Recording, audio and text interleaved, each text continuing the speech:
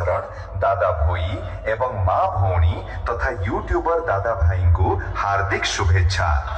किनारे मोर गाँव गोरी हरी हरी चाय के बगान, माँ के सुनाबो बाबा के बुझाबो ले जाबो तो के मोर गाँव गाँव गाँव, अरे चल गोरी ले जाबो तो के मोर गाँव। Welcome everybody.